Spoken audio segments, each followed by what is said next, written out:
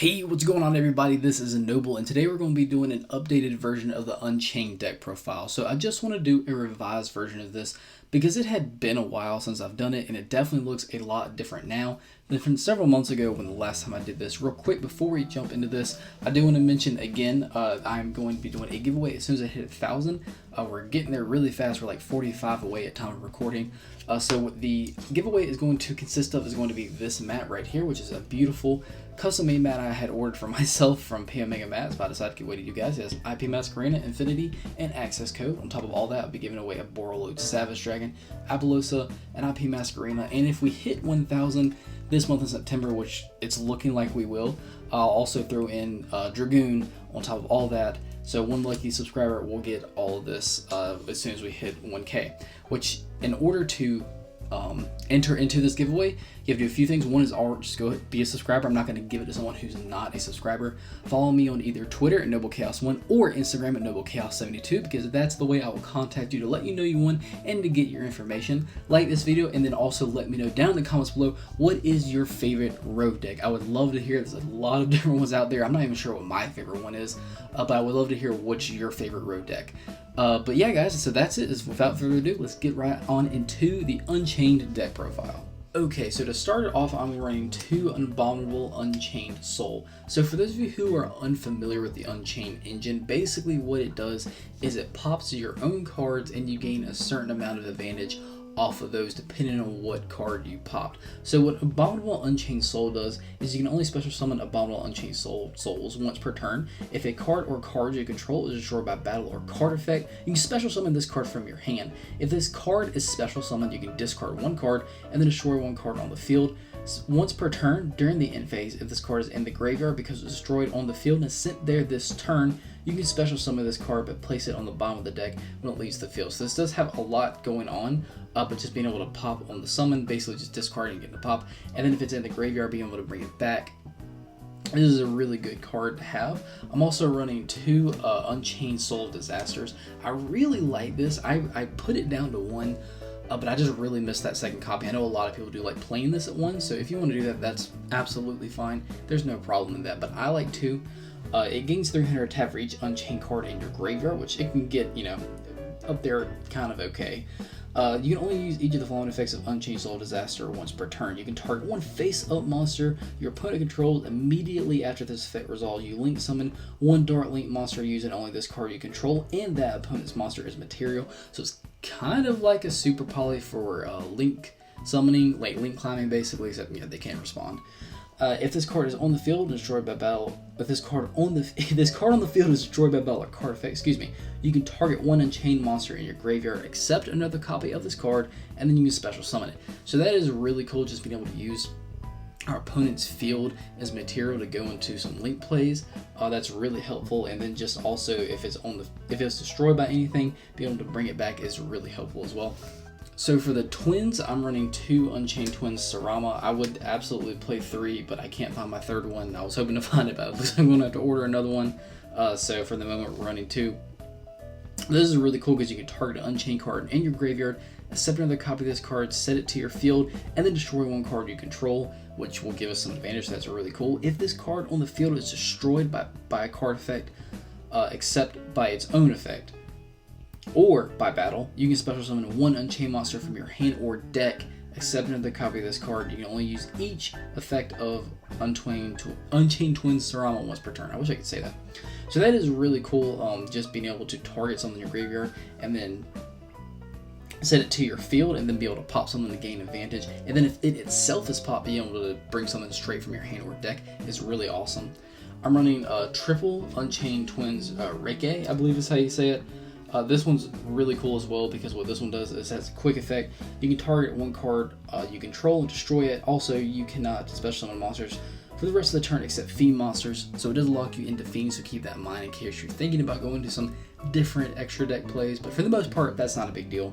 And then if this card on the field is destroyed by a card effect except its own effect, or by battle, you can special summon an Unchained monster from your hand or deck, except another copy of this card, and then you can only use it once per turn as well. And then I'm also playing triple of the Aruha, which I do know how to say that one, but not the Starlight ones. But you can target one card you control. You cannot special summon monsters for the rest of this turn except fiend monsters. Also destroy the targeted card, and if you do, special summon this card from your hand.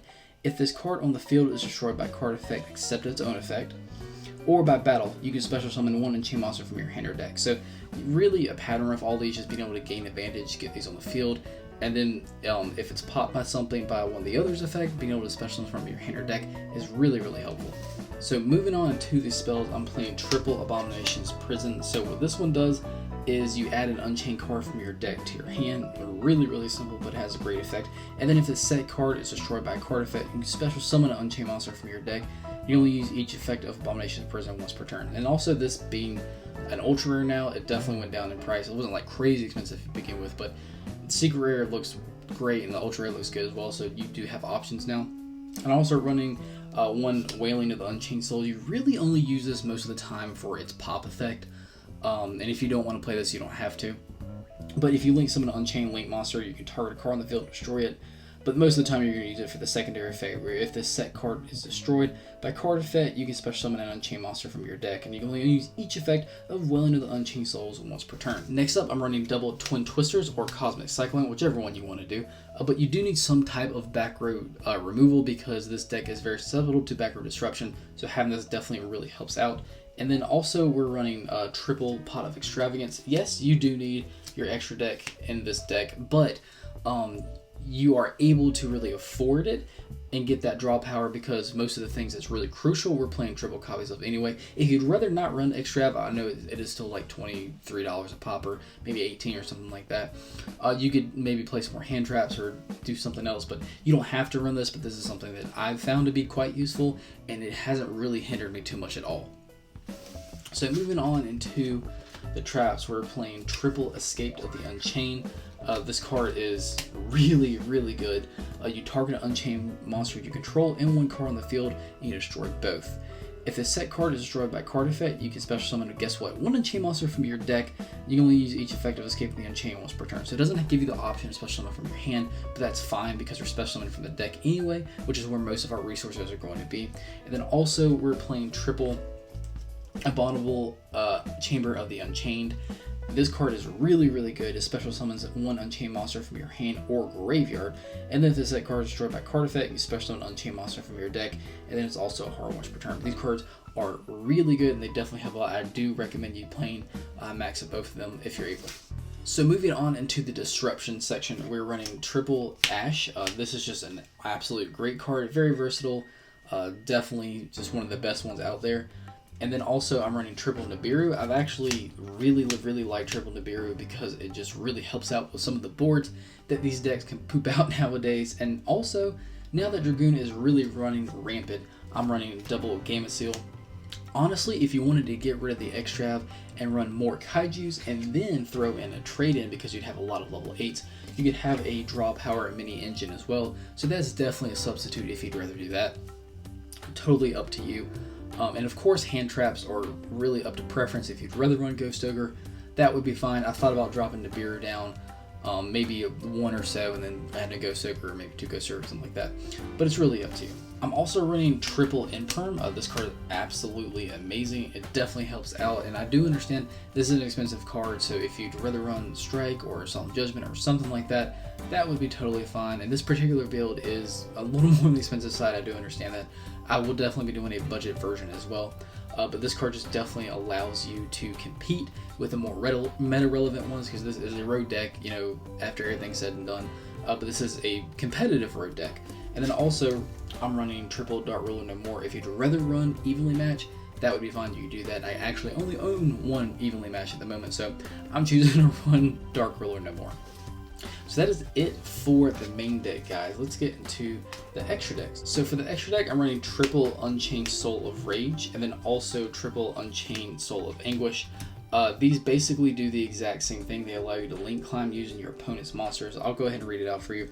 What Rage does is during your opponent's main phase quick effect, you can target a face-up special summon a monster your opponent controls. Immediately after this effect resolves, special summon one Dark Link monster, except another copy of this card by only using that opponent's monster and this card you control as material. And then if this card on the field is destroyed by battle or card effect, you can target a fiend monster in your graveyard, except another copy of this card and add it back to your hand.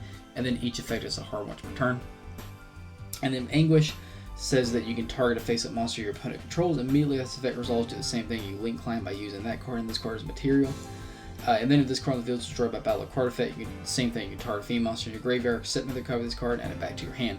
And I'm also running triple Unchained Abomination. I'm running 3 of this because of Extrav.